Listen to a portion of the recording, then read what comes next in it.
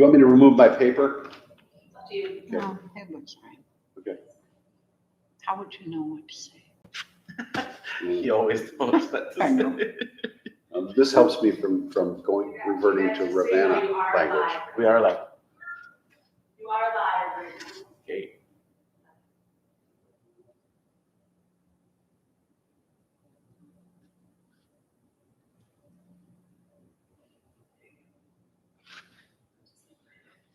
Denny, does that clock come from the old office? This is from John Sebastian. Oh, He's a good friend of Larry Tilley's. oh, I didn't know that. And Oh, so Larry called me up one day and he's on, could you use a grandfather clock somewhere? And I said, why? He said, John wanted to cleaning on some estate or something. yeah. And he wondered if he told us to use it. So it's supposed to go over to Ferguson when Ferguson's done. Interesting. Yeah.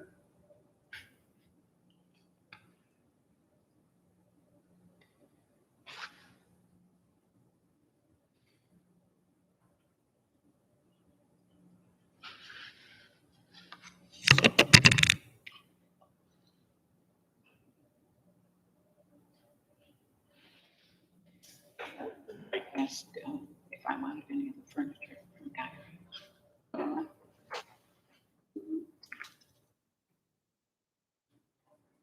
Virtually all the furniture we have here on our properties is donated from someplace. Right. You know, steel case, offices that closed, Northern Trust Bank. My office is Northern Trust Bank. Is it? Yeah, It's quite so- fancy. Yeah, I know it. I know it. That's why I always tell people when they come in that we didn't buy this. This might be. Right.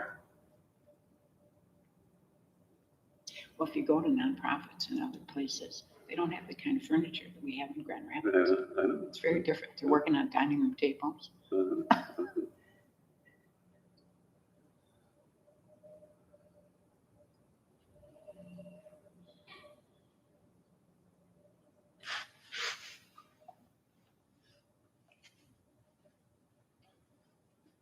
Something happens. It's Yeah. not good. Not Yeah, good. that's not good.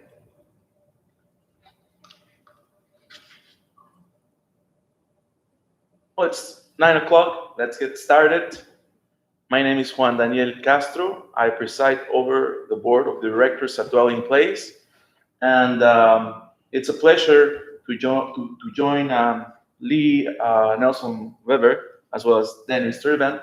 As of right now, Jeremy DeRoo is delayed. We know the roads are wet and nasty, so we're hoping everything's fine on his end. But for now, let me highlight some of the accomplishments of these two giants of affordable housing that are joining me. Denny Sturban is retiring soon. August marks a transition for Dwelling Place as our current leader retires and Jeremy begins his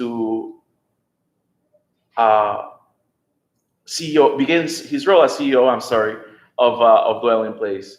Today we are going to hear from these community leaders, and we hope to learn about their perspectives, lessons learned, and how they or how will we lead with vision.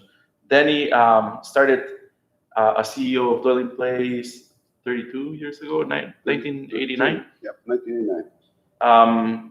He has overseen the development of over 34 affordable housing developments during his tenure at Dwelling Place. Has grown Dwelling Place into one of the most successful non-for-profit developers in the state of Michigan. At some point, I hear you had 2 employees, and now we have over 78, right? And I know you're an avid bicyclist, as well as a poet in your spare time, right? A little bit. Yes. Lee Nelson Weber is also joining. She serves on the board of directors as an officer. She's currently the secretary of Dwelling Place, as well as the chairperson for the Dwelling Place Regional Community Land Trust. Lee also was a longtime executive director of the Fair Housing Center of West Michigan, And she is a board member at Link Up, where Jeremy is coming to us from, correct? Correct. And without any preface, I just like to begin the conversation about visionary leadership and how would the next, say, 5, 10 years would look for us here at Dwelling Place. So take it away. Thanks, Juan Daniel. We probably both have to be flattered to be called giants of housing or however you refer to it. Affordable housing, yeah. Giants of affordable housing. So if you think back, Denny, you and I met probably before I was at the Fair Housing Center and before you were at Dwelling Place. That's true. So small office on Maple Street around the corner from here. I would not have looked forward to seeing us do an interview as you leave Dwelling Place. So 33 years here almost. It's inevitable that we're going to ask you about what the challenges have been. What are the milestones that you see? I know you can't describe 33 years in an hour interview or in a short question, but what are the highlights? Well, as Juan Daniel alluded earlier, when I came to Dwelling Place, the office on Maple Street that you're talking about was the Catholic Human Development Office. And I worked for the diocese for 10 years as the executive director of that organization. And when I started looking around for something else to do, and I was really interested in housing, I believe it was Diana Seeger, who was then at the Grand Rapids Community Foundation, suggested that you ought to look at this organization, because at the time, the board of Dwelling Place, there'd been some financial challenges and struggles in the organization, and it was trying to figure out what it was going to look like in the future. So the board asked United Way to convene a group of folks to look at housing, Dwelling Place, what it could do, how it could change to be more effective in the community. And I know KP Walterson was at the Steelcase Foundation. She was on that board or on that committee, and Diana and Carlos Sanchez, who retired now from the Grand Rapids Housing Commission. A lot of movers and shakers in Grand Rapids were involved, and they created a set of recommendations for the organization. One of which was, because Dwelling Place was without a director at the time. The previous director had gone on a medical leave, and there was an interim person. Was to find someone who knew Grand Rapids pretty well and could lead the organization around housing. And I happened to be at the Catholic Human Development Office looking at it, and again in the same neighborhood, Hartside. And someone suggested I look at that, and I did. I think a few people thought I was crazy because I was in a pretty stable job on a salary, and coming to Dwelling Place at that time, there were just 2 staff, actually 2.5 with me when I came here. And there was all these questions about whether it was going to continue or not. At the time, there was Weston Apartments, Elmdale Apartments, and Calumet Flats. And but it looked like a fantastic opportunity. So I think, the first milestone for me was just taking this job and coming here.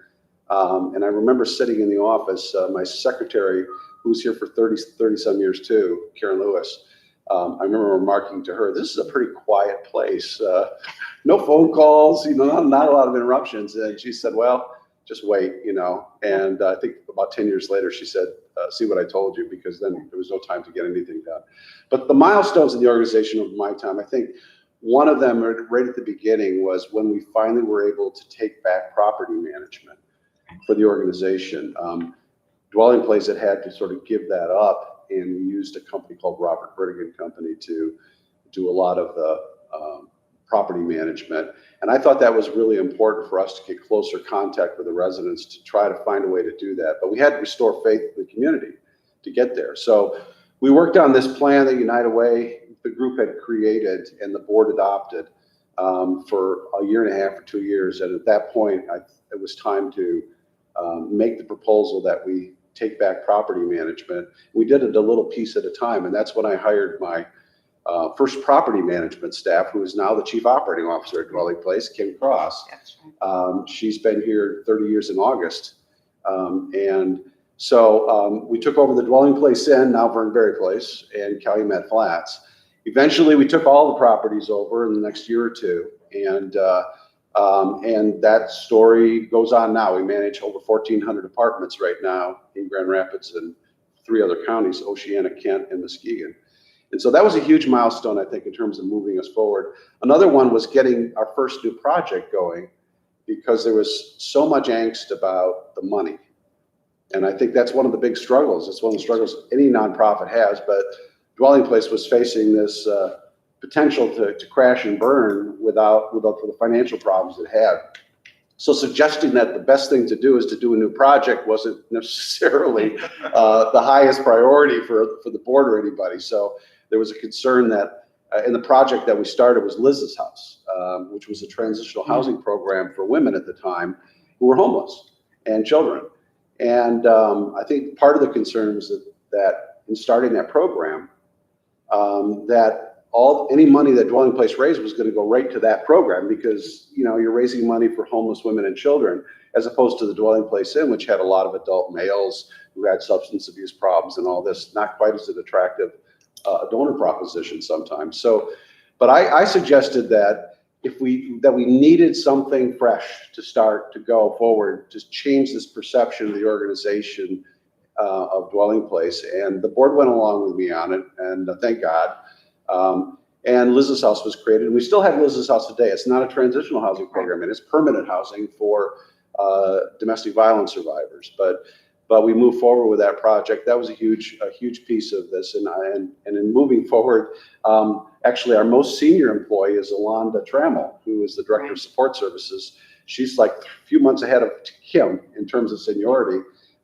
We hired her fresh out of college, out of Grand Valley, and she's now the Director of Support Services for Dwelling Place. But she was a social worker that we had hired for that. So over the years, since there, we've moved outside of, another milestone was moving outside of Kent County. That was a huge issue for the board and for everybody to look at, is why would you do that? There's plenty of housing problems in Kent County. But we had an opportunity to look at doing some rural addressing some rural housing needs, and clearly the needs in all the counties are huge. And this was a chance for us to become a little bit more regional in our focus. And as I said earlier, we're now in 4 counties doing work, and I think that's going to only continue to grow in the future.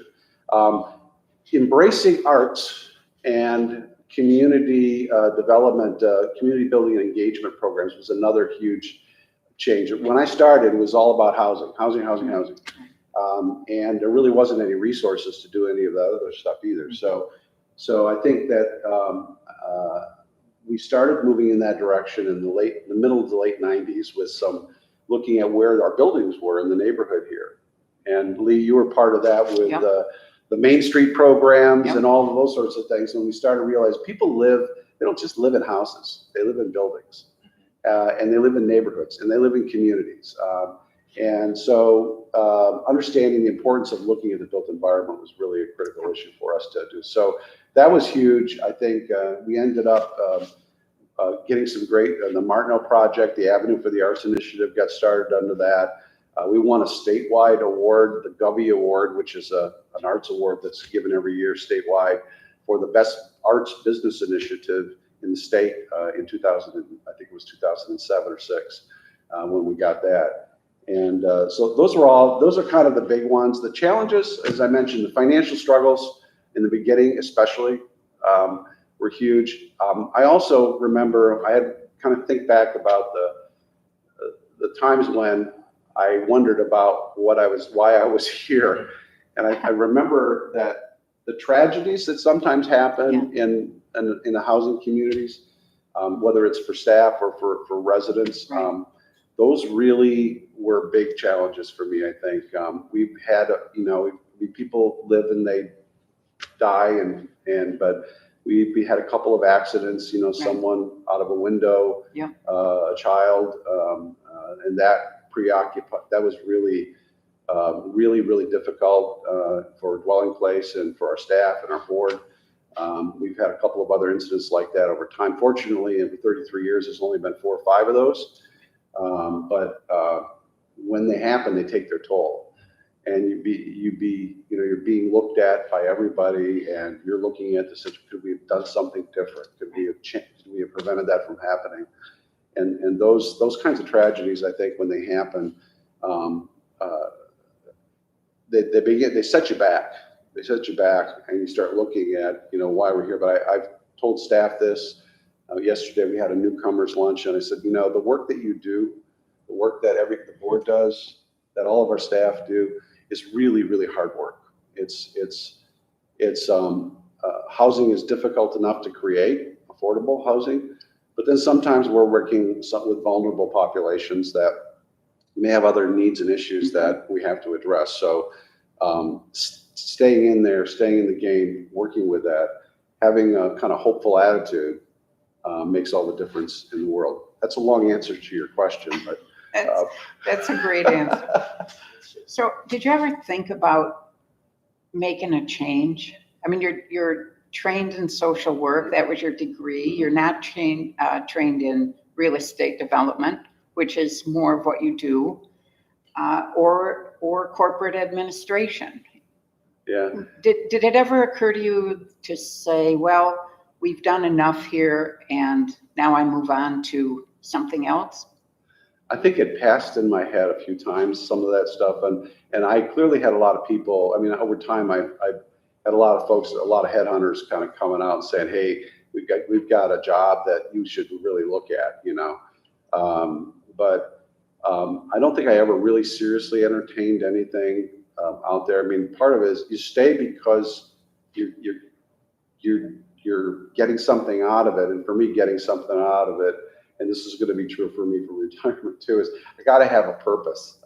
Everybody has to have a purpose. Everybody wants to feel like what they're doing is important. Right. The two of you serving on the board, you don't do that just because you got a few extra hours of spare time. In fact, probably don't have any spare time. You do it because you feel like you can have an impact, you can make a change. And I've always felt in this organization that opportunity was always there. The opportunity to be creative. It depends on, for me, the two of you and the rest of the board, for example, having a supportive board that encourages creativity and doing those things that maybe are a little bit tougher to do, more complicated, maybe a little risky sometimes to go into. That's what kept me here. Is I've always felt supported by for the work that I do and the creativity I wanted it from the board members that have been at Dwelling Place and the staff around. I mean, there's always a push-pull. Like, are you sure we're supposed to be going there or doing this? And and that's a good thing, I think, in an organization. You want your CEO to be looking 10 years ahead, and you want the other folks there to be going, okay, that's good, but can we pay for this? So that push-pull, I think, is a great way to create opportunities. But I've never really, as I said, the answer is I've never really seriously considered anything other than being the chief executive officer at Dwelling Place. It's been a lot of fun. I've had all kinds of, I've been blessed with opportunities. I always feel like I can be grateful for this opportunity that I was given, and you can make a difference. That's perhaps the push-pull and the autonomy you get. That's perhaps what allowed you a more integral approach to just thinking of housing, to then add supportive services and then community engagement and neighborhood revitalization, right? We've talked about being so Grand Rapids centric, and off air, I was commenting how even in rural areas, in Sault Ste. Marie, for instance, there are housing issues. Could you expand on housing for rural communities and what are the challenges there? Because there are challenges. Yeah, I mean, I grew up in a rural community, Ravenna, Michigan. I usually have to show people on a map where that is, but a lot of West Michigan people know where it is. But it's in Muskegon County, and my family we never owned a house.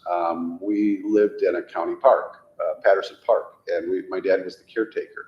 he worked in a factory, and I never really thought about not having a lot. I always thought it was a decent house, you know, and it was like everybody else in Ravenna, you know, so I never really thought of myself as being any different. But being in this role and working in some of the rural areas, and even in my previous job with Catholic Human Development Office, we had offices in Baldwin, White Cloud, Right. and other places like that. And you understand that housing, I mean, what home means to all of us, and it doesn't matter if you're an urban person, a suburban person, or a rural person. Home is kind of where you recharge. It's where you refresh. It's where, you have the chance to create, to dream, to fulfill.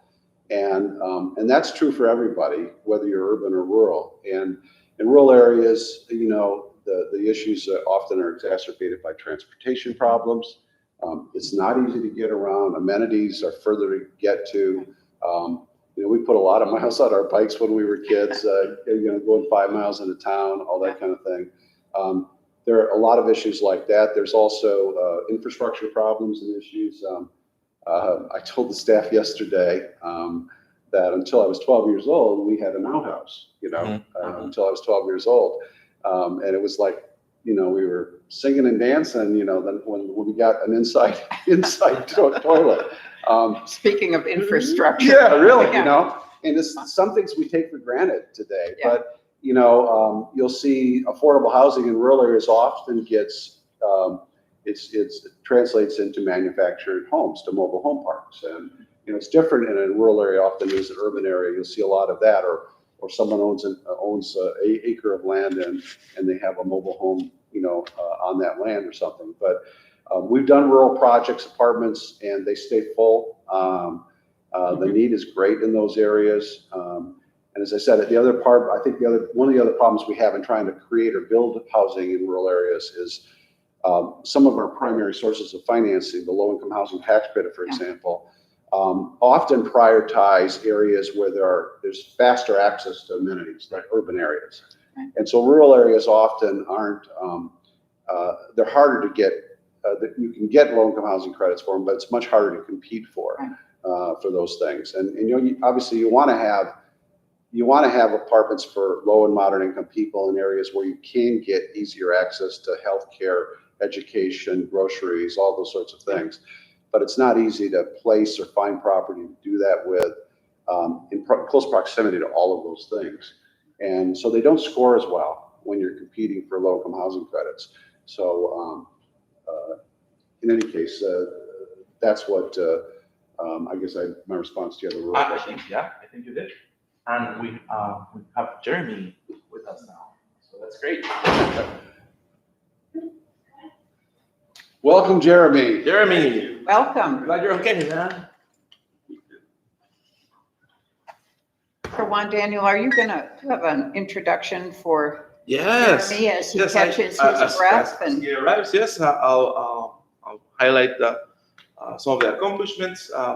He will be starting dwelling in place as the Chief Executive Officer in August the 2nd.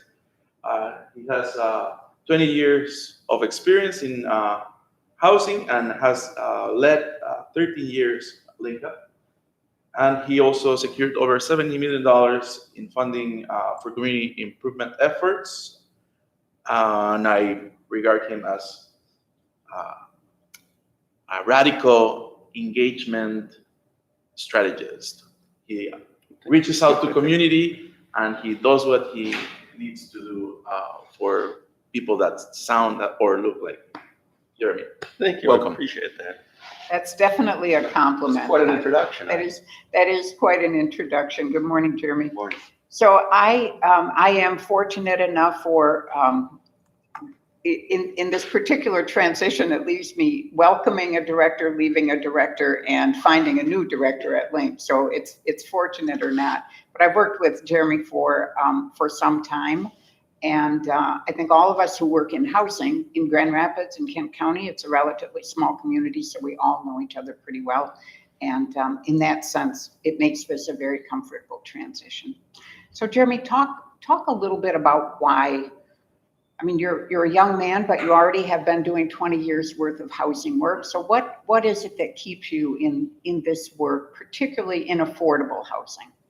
I mean, I gotta do something that means something.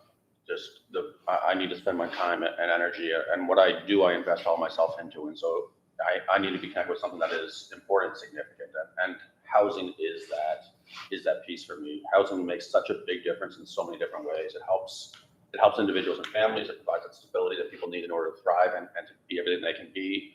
But it also makes such a difference for communities. And when communities do not have enough affordable housing, it not only impacts the education outcomes of the community or the economic outcomes of the community, it just changes the way that people get to interact and connect and know each other. And it really has such a systemic impact on so many different things. And right now, especially in Grand Rapids, and it's happening across the country, but affordable housing is so rare and so difficult to find that it really is one of the big impacts and big things that are changing, and the big challenges of the next decade for our country is to figure out how do we establish a place where all people get to participate in society, and housing is part of that solution. One of the things that I wonder all of the time is we live and breathe housing day in and day out, right? And we take for granted what we're talking about when we say affordable. Somebody asked me just the other day, what exactly do you mean by affordable? That's a question for you too. What do we mean by affordable? I mean, affordable housing definitely means a lot of different things to a lot of people, right?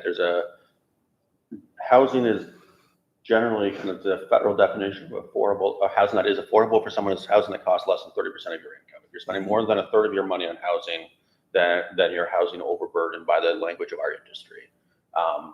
And so part of the question of what do you mean by affordable housing often means at what income level are you targeting at? That's right. Right? Is it for people that are making $8 an hour, $9 an hour, people that are unemployed? Is that, or is that for people that are making $80,000 a year? Because increasingly in our county, that's even hard for people that are making $60,000, $70,000, $80,000 a year, have a hard time finding stable quality housing for themselves to live in. And so I think it can mean a lot of different things for a lot of different people. I think at Dwelling Place has been committed to providing quality, stable housing for people at the lower end of the income spectrum.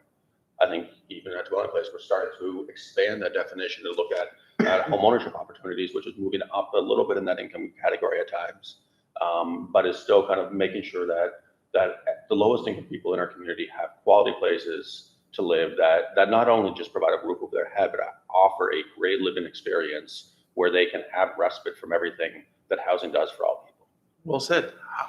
So I'd like to hear from all three of you what you think the future of affordable housing is. Here in Kent County, I know Dwelling Place is of course outside of Kent County, like you mentioned. And Juan Daniel, particularly the role of the board of directors. I mean, we don't get to do all the fun stuff in finding the real estate and building the homes and all that sort of thing. But Denny talked about how supportive the board of directors has been over 30 years, and that it's an important role to play. So where do we think affordable housing is going? What's going to have to happen in Kent County and Grand Rapids? We need thousands of units. Yeah, I'll start and others can finish, but I've often talked about, because I think a lot of folks want a permanent solution. They want us to solve the problem of affordable housing. And I've often said that if that is what you expect us to do, you'll always be disappointed in us because the problem changes over time. It isn't a problem, affordable housing, that you solve, we're done, it's good. Economics affect it, and we have this up and down in our economy where there's plenty of jobs, there's no jobs. Wages and how fast those wages increase. The good thing about it for low-income people is they can afford to buy more. The bad part about it is inflation can happen sometimes in an economy. There's the cost of land. There's the cost of construction. There are so many economic factors, systemic kinds of factors that come into play that the problem changes. It changes. And then there's the role of federal, state, and local government in solving that problem. We all pay taxes, and some don't want to pay very much taxes. Some understand that if you're going to do large-scale systemic impact, you have to find a way for the public to support and subsidize the cost of development of housing for those who are on that lower income status and can't really purchase in the marketplace. Supply and demand issues. Right now we have this huge demand and no supply. And that drives up prices. It drives up prices for home ownership. It drives up prices for rents. I've been around long enough to know, I mentioned my own situation in the 50s and 60s, Yeah. but when I became involved professionally, in the 70s in social services and housing, there was a housing problem. In the 80s, there was a housing problem. We were looking at 12% interest rates, 13% interest rates. In the 90s, there was a housing problem. The homelessness issue really came big into play. We had the deinstitutionalization of the mental health system, which caused a lot of the homelessness because we didn't provide for the various outcomes that might have occurred when someone didn't do well in the mainstreaming process. Right. These are all public policy questions, and local, state, and federal government play a big role. And I think that where we are going depends a lot on what the public does and what the role the government will play, and the role that business plays in trying to influence government. And we all play. We can't solve this problem with philanthropy. Philanthropy is really critically important, no question about it, but it doesn't get solved that way. The problem in addressing the various changes that go on throughout by decade, requires a combination of effort from everybody, from business, from government, from donors, from all kinds of folks to make it happen. That's my story about the problem and where we're going. So Jeremy, what do you think is going to change if you look out 5 years, 10 years? I mean, even 3 years, things change quickly. The money has to come every day. The housing has to be built every day. I think one of the things that's changing in the industry is that there is a greater recognition of the systemic nature of housing. I think this is something that housing organizations have realized for a long time. But I think other industries, which is opening up the door to creative and new collaboratives, right? There's going to be more connectivity in the industry than there has for a long time, right? And I think maybe you can criticize the industry as becoming a little bit siloed, right? There's a technical skill that goes along with affordable housing that oftentimes affordable housing organizations start talking the language and only talk to the people that speak the same language. And I think that that siloing of the industry is starting to need to be removed. I think you're already starting to see it with health systems starting to invest in affordable housing. I think you see Denny mentioned that affordable housing really has a housing side and it has the affordability side. That affordability side is really about people getting paid enough to be able to afford housing, and there's starting to be more pressure on that. I think the direction of the industry is to start to not only build housing, but to be involved in various aspects of those side systems that are connected with affordable housing as well. And organizations having become more collaborative and in the way that not only in the way that they're funding projects, but in the way that they view their projects as connected to the broader system and making sure that they're maximizing their system impact in the process. And what does the board do on, Daniel? I mean, we get to do Friday morning broadcasts and Right, fun and things. 7:30 Wednesday meetings. 7:30 meetings, right? I think really we are in a good place. We think of governance as first fiduciary, then strategic, and then finally generative.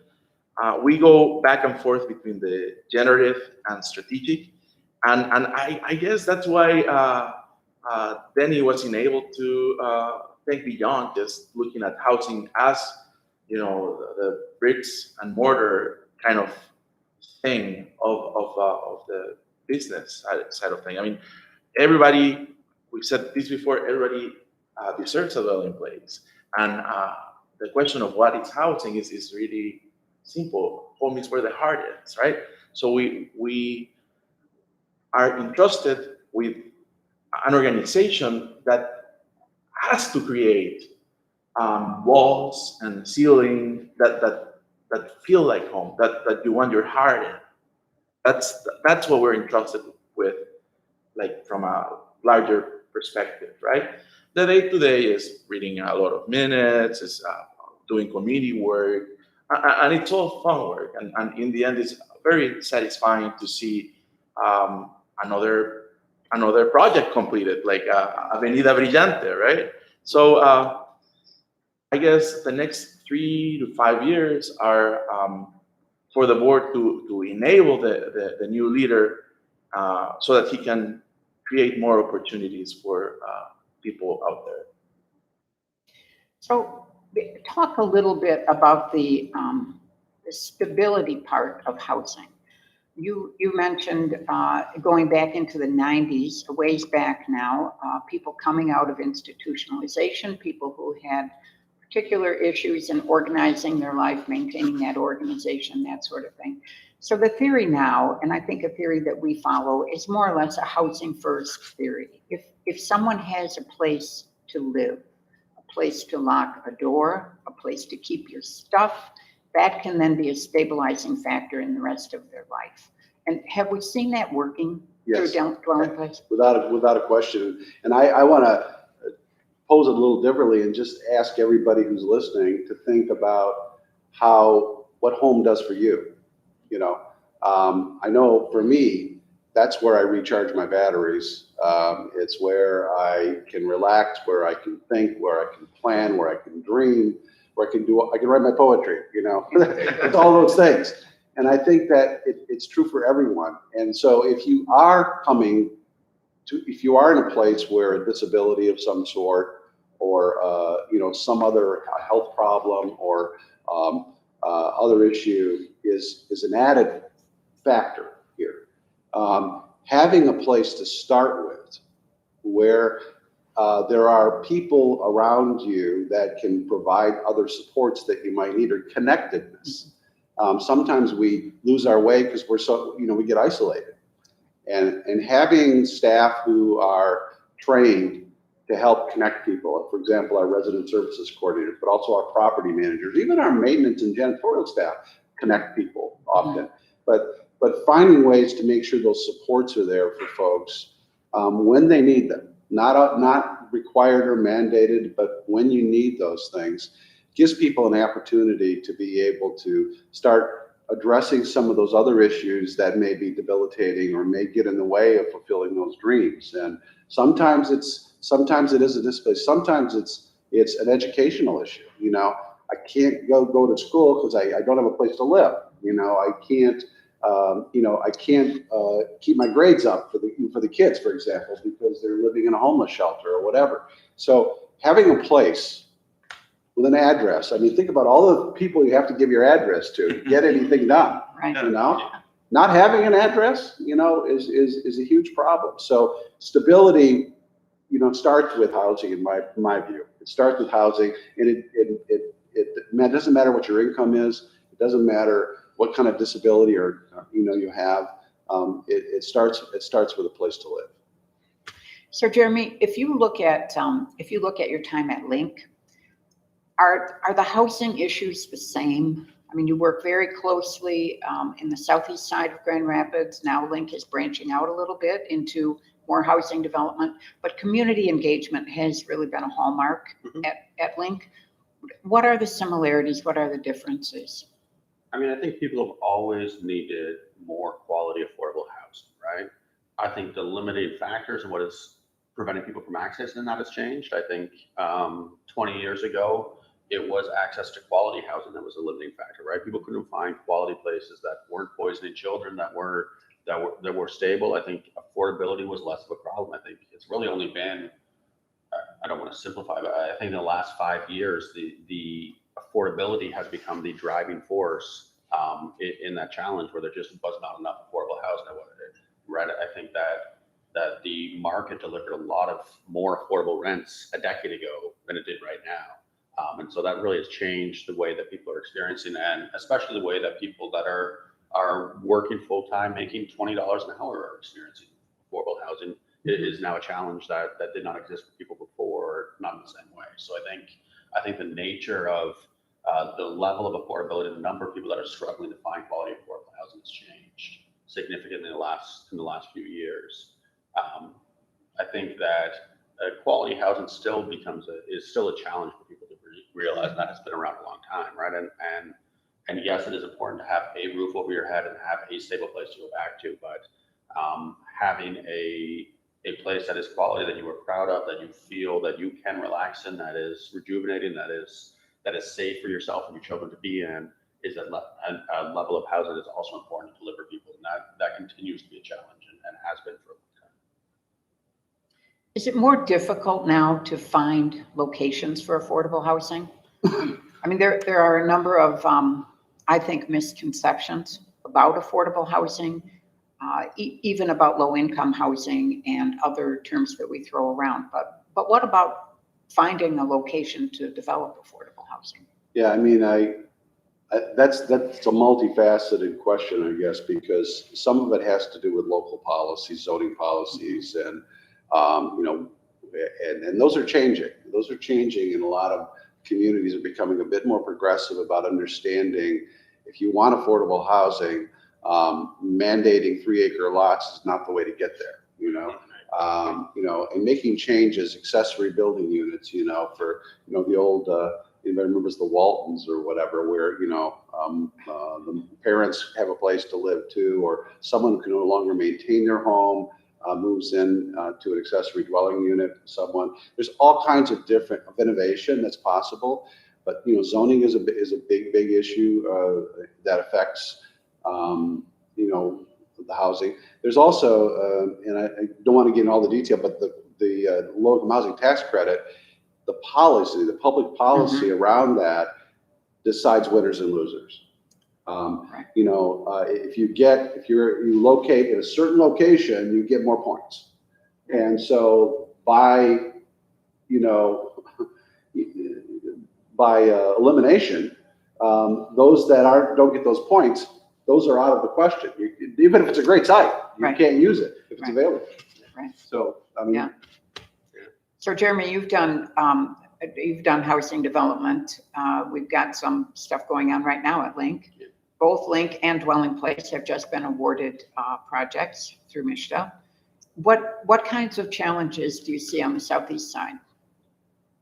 I think that there is a challenge in finding sites to develop large amounts of housing on, right? There's just not that many large parcels left in the city of Grand Rapids. I think the cost of those sites is going up, and that's definitely a challenge in the process. I think there is still, it takes a lot of money to build housing. Housing is expensive, and there's really nothing you can do to change the fact that it costs money to build quality housing. Right. And those costs have gone up significantly in the last year. Just the cost of labor materials for housing has gone up. So assembling all the capital necessary to build quality housing, especially to build it at scale to make a difference, is definitely the challenge still in affordable housing.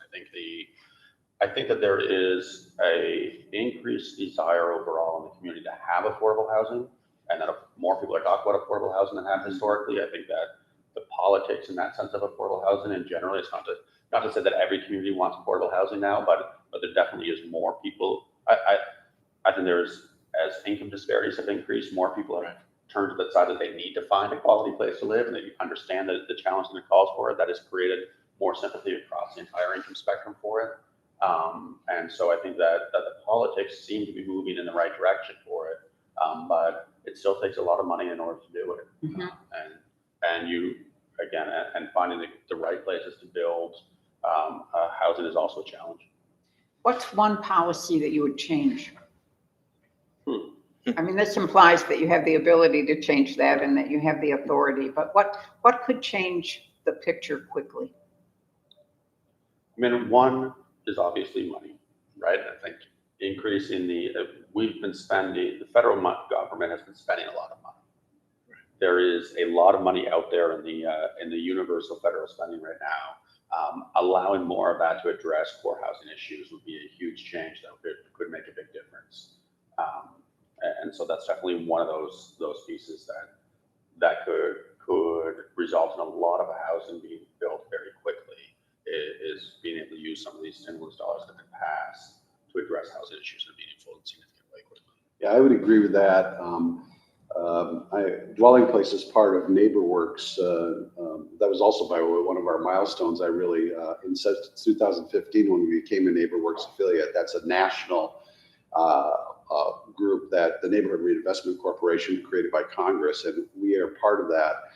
In Michigan, there's 7 or 8 NeighborWorks organizations that are actually going to collaborate, and Dwelling Place is one of those, on the development of community land trusts, some home repair lending programs, but also trying to find ways to access and have local communities, the municipalities, the counties, the state, with the ARPA funding, the American Rescue Act funding, which is billions of dollars, folks. And there's a lot of it's supposed to be COVID related, but there is a provision in there that allows affordable housing as one of the eligible expenditures. And I don't hear very much from local government, state government, and county government about making sure that there's a carve out for affordable housing development with those ARPA resources. There's all kinds of important things that need to be done in a post-COVID world, and I get that. But addressing housing issues, this could be an opportunity that we don't want to miss. And so I think that's a major way we can move forward with it. So I agree with Jimmy. It's going to be a short opportunity. Oh, yes, it is. It's going to be very short. What about this? What about the community land trust that you mentioned? This is close to my heart. I know it's close to your heart. This is an affordable home ownership model that has not been widely used in Michigan, Right. but we would like to change that. So that it'll be up to Dwelling Place, I think, and particularly the board. I think the board has an important role to play in the community land trust. So you might want to talk about that too. Yeah, this has been close to my heart for 20 years almost. And then the recession hit, a while back in 2007, 8, put a kibosh to it for a while. But Dwelling Places now, the board, after a lot of deliberation, said, yes, let's try this new line of business into home ownership. But in basic terms, a community land trust is a lot like a land conservancy or whatever. We know a lot about those things in terms of preserving land. This is about preserving affordability and home ownership. It's a model that allows an organization like Dwelling Place to own the land under a house or an apartment building, which gets condominiumized, and then sell that house at a substantial discount from its appraised value. Once you build it, and you put in philanthropy or government dollars or whatever to build the house, you sell it at 50% to 75% of its appraised value to a low or moderate income home buyer. They get a great deal. They get to avoid mortgage insurance because the loan to value ratio is so great in those projects. What they don't get to do though is make a windfall profit if they ever decide to sell. If they ever decide to sell, because this is essentially sharing equity. We're sharing equity here to preserve affordability. When they sell, they get essentially all of what they put in, all of the principal payments. Renters don't get that. They would get all that, plus 25% of the appreciation that occurs from the time they bought it based on an appraisal to the time they sell it based on an appraisal. So they walk away with equity in their pocket, and most CLT owners who end up selling after about 7 or 8 or 10 years end up going into the conventional housing market because they've saved enough money now and they've got enough money to be able to do that. But the neat thing for the community is those units stay affordable forever, perpetually. They stay affordable because they just keep getting more and more affordable because not all of that equity goes out in the way of as inflation and things happen in communities and neighborhoods. That model, right now, Dwelling Place is doing it. ICCF has created a community land trust. There's some smaller ones in the state, but I mentioned the NeighborWorks affiliates in Michigan. They're all agreeing that this model has a lot of potential, and other states are using it well. Michigan is just not got it off the ground yet, and so we're working on a whole variety of groups with some capacity across the state, like Dwelling Place, to actually move this model up so that it becomes an opportunity, another opportunity for families that want to try to build wealth. And I don't want this panel to go away too. I think Jeremy and I have talked a lot about this, and the board has talked a lot about this, but it's also a great tool for addressing some of the racial disparities we see in home ownership. in Kent County, 70% of non-minority families own their homes, roughly. It's less than 40, it's around 40% for minority families. So those racial disparities aren't just Kent County, they're all over the country. And I think the community land trust model is a grand opportunity to try to address that particular issue. So our board is enthusiastic about this. Juan Daniel, you're the chair of the board. We approved this model, I think, probably over 1.5 years ago. It's taken some time to put it together successfully and carefully. But the one thing we know is that we're not going to make any money at it for a long time. It's going to be an expensive thing. And so where do you see the role of the board in continuing that support? I think the board has a role in, like I said, creating more opportunities, and these two right here is one of them, right? Denny mentioned the fact that it'll also help us address racial disparities in housing, and I think that's where I would focus my comment.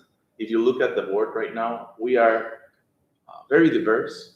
We come from different backgrounds, racially, socioeconomically, just professionally, and I think that making sure that the board stays diverse enough that allows a platform of equity and inclusion is where it's at. So Jeremy, your background is all about equity, and certainly you must see home ownership and that ability to build equity and to build wealth as part of that. Yeah, I mean, we've talked about housing is a stabilizing force, but housing is an asset class. Housing is an asset. It is the main way in which a middle-income society has been, or middle class has been built in this country historically. It has, even in Grand Rapids, we've seen the foreclosure crisis of 2008 cause a significant reduction in the home ownership rates for African Americans as foreclosures were disproportionately impacting on that community. And since 2015, we have seen one of the fastest growing increases in housing values in the country at a time, or in our city, right, at a time when the home ownership rate was the lowest for African Americans, which means that we have really widened that wealth gap in our community over the last 5 years. And we cannot address those core society challenges. And racial equity is an economic conversation in many ways. And you cannot solve that economic challenge without increasing home ownership rates in our community, right, for all people. Right. And so I think a land trust is a great way to start to create a new product within that space so that lower income people can have a chance at home ownership at a time when it looks like how single family home values are not going to be coming down anytime soon. Yeah, so it begins to affect that wealth equation rather than simply an income equation. Very, very important distinction. Because there is nothing more stabilizing for a family than having $100,000 value in your house, allows you to do things you cannot do otherwise. Yeah, leverage for education, right, start a business, or any one of those things. Equity in the capital sense. Yes. It's very Yes. important. Yeah. So we have a couple of questions that have come to us. And so I'm looking and very appreciative of this large font that you're using. One question in particular, how are property taxes handled for CLT homes? Right now, this is the sad part. This is a public policy question too. Right now in Michigan, if you are a community land trust property owner, a lower moderate income person in a CLT, you will pay more property taxes than if you were just a regular person buying a conventional home. And the reason for that is because the house and the land, which is owned by the CLT, is taxed on an ad valorem basis, meaning that it's at full value. Right. It's being taxed on full value. Whereas your home, for the average homeowner, their home and their land is eligible on the homestead property tax. You know, you get a deduction or a reduction in your property taxes if it's your home. Because the land isn't owned by the homeowner, it's owned by the CLT, and it's not exempt. Even though it's owned by a nonprofit, it's not exempt in Michigan. You pass that cost on to the homeowner, so they actually pay more. There's some legislative initiative going on right now, and our staff are very involved with it at the state level to make a change there, to more accurately reflect the values of a CLT home so that those home buyers are not penalized because of their income and because they could only purchase a home through a community land trust. So right now it's not a good situation, but we're hoping to change. Other states have done this already. Yeah. Michigan has not. So in looking at questions here, someone is wondering how we're cultivating young leadership. Jeremy, do you see younger people coming into housing work, into the development side of it, and being concerned about affordability?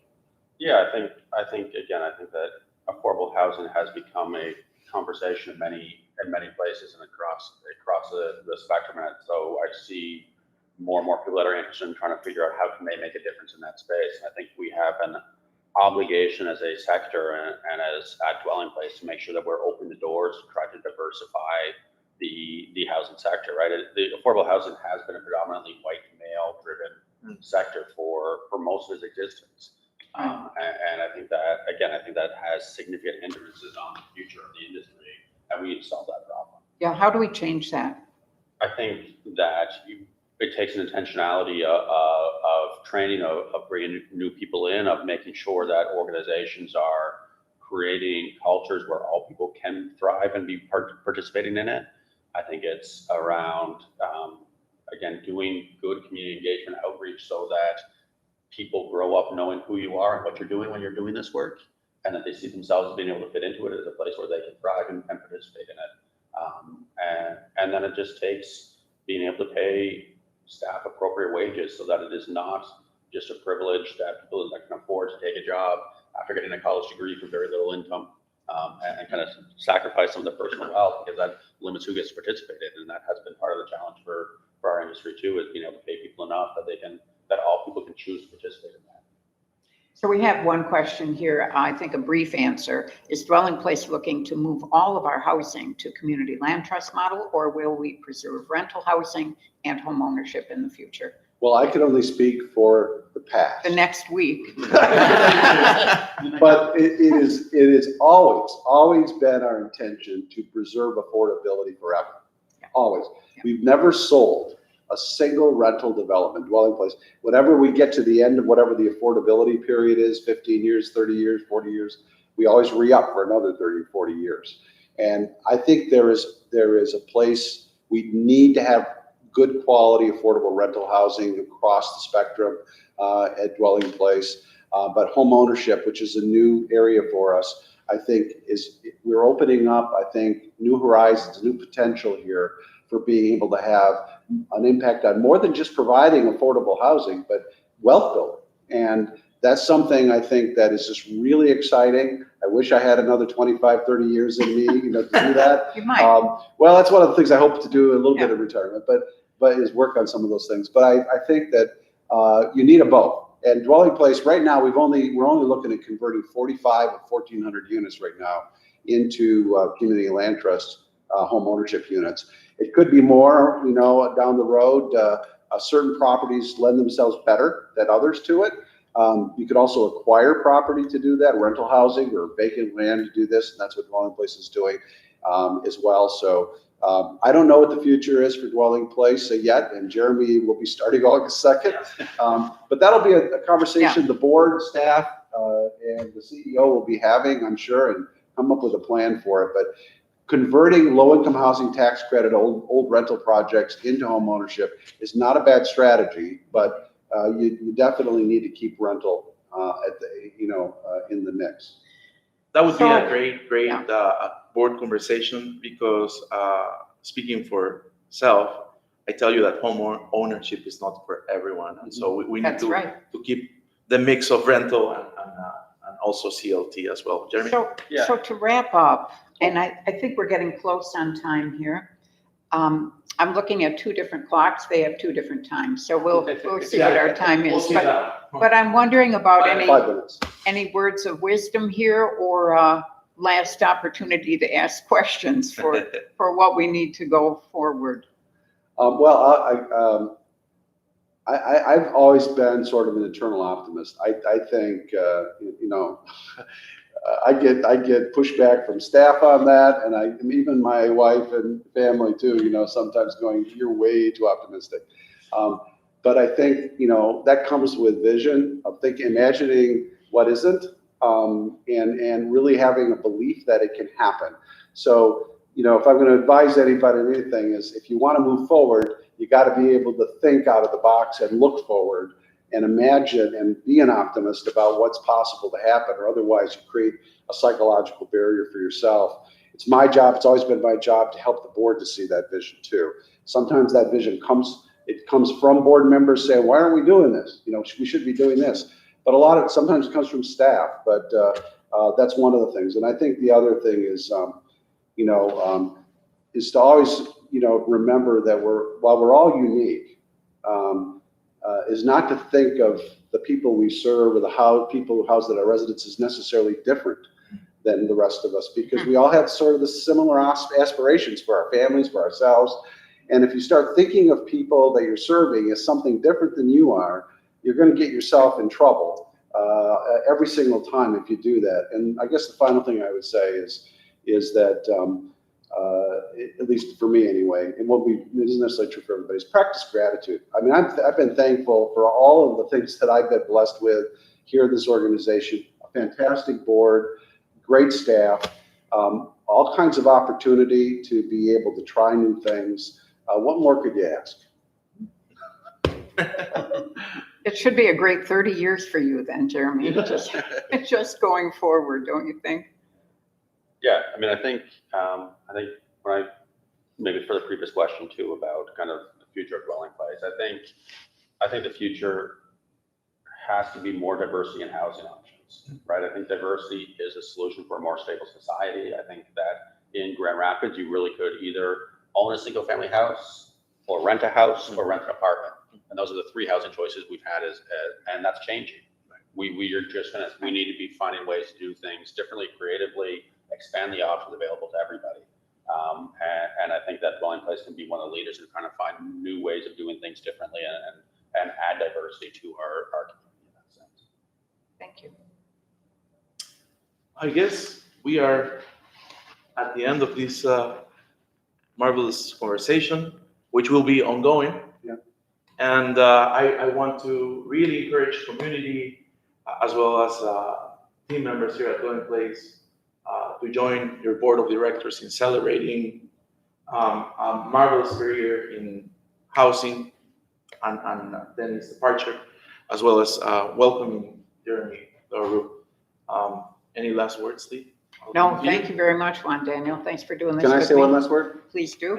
Thank you to all of you for keeping this thing going. And behind the scenes, while this YouTube thing is going on, we've got staff in this room that are making it all happen. So that's usually what happens in every organization. But in this organization, again, it's one of the things I've been blessed with is fantastic staff behind the scenes doing all the work. You get a lot of credit that really belongs to a lot of people. So. Correct. Do you watch your home office? Thank you. Goodbye.